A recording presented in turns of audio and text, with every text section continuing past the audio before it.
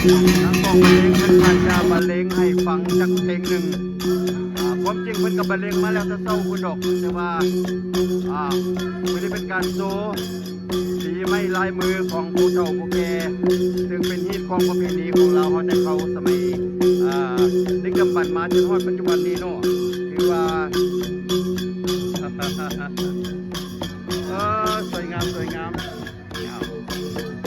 กำลังเต้าโฮมกันพ่อแม่เฒ่าแก่กำลังเต้าโฮมกันมีการเสพการงานทางด้านเครื่องเสียงทางด้านการเสพรถครบถ้วนบริบูรณ์เลย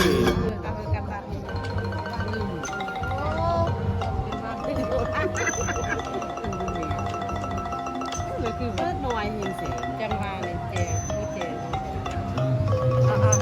างทุกคนมา